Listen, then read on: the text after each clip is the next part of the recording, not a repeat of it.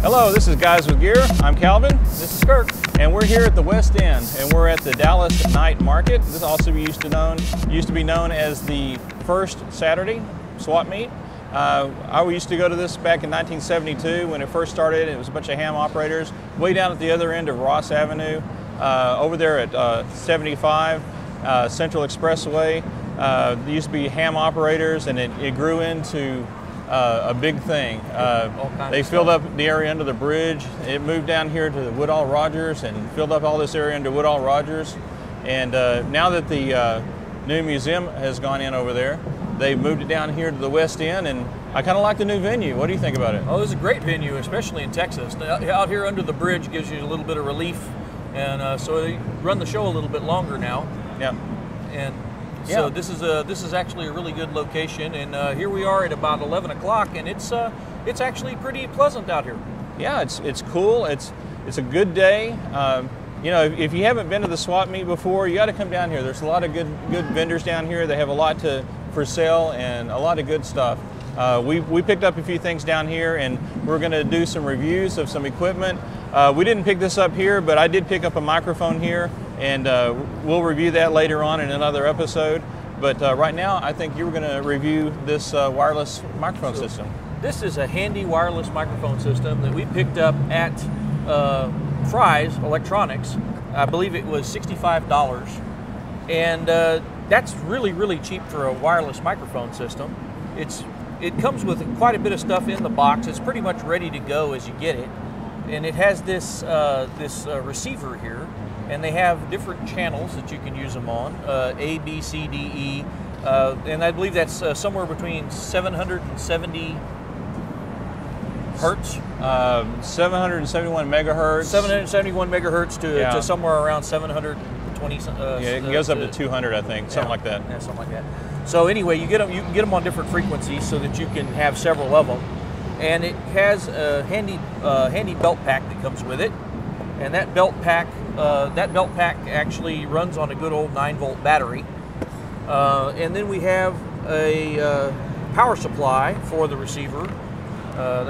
And this nifty microphone, and this microphone here it's just a monaural microphone, and it has a nice little adapter on it here that allows you to plug it in and then screw it down for a nice tight fit.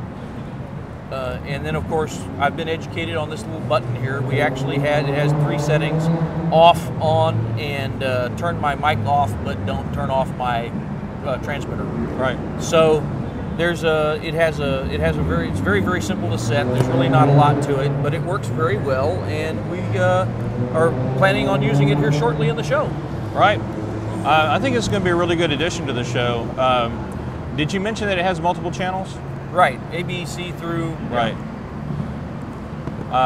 So you could run a whole bunch of these if you had a production that you were doing, and I don't remember how many channels there are, but they went through N or something like that. Right. It was A through, I believe N was the highest one I could find on the shelf, and in somewhere around 5 megahertz intervals. Right. Through this band. It comes with this monaural cable.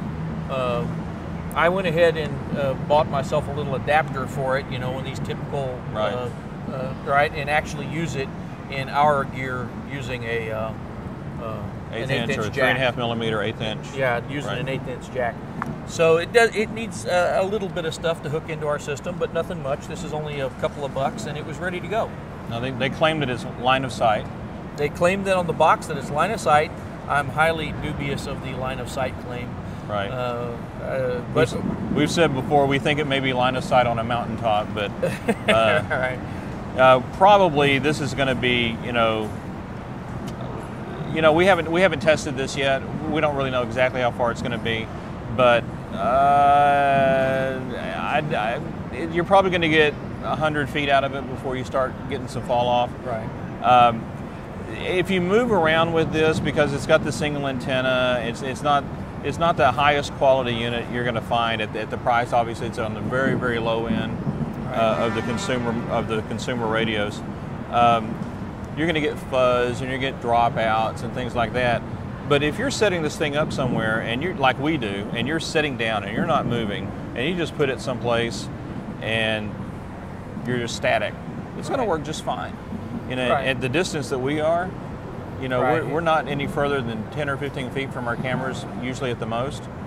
It's going to work just fine. And if you've got an application like that, it'll be just fine for you as well. Well, here at the table, certainly that's not going to be an issue at all. Here at the show, probably not either. The entire show is only about 100 yards across. Right. So I'm pretty sure that it will work fine, and we'll be using it here in the show, and we'll see whether or not how far we get with it. Okay. Well, cool. Well, I think that's a good review, Kirk. I'm glad you got this. I think it's going to be a great addition for us. I'm glad we got some too, and that'll encourage us maybe to come do a few more shows here where we can go on location and have a way to interview some people and maybe get away from the table every once in a while. All right. Well, I guess that'll wrap it up for this review. That's all we had. You want to take us out? Well, that's it for Guys with Gear in our episode about our Nady wireless transmitter. Catch us again, I guess, on another episode. We'll be back on YouTube again. Thank you. Thanks.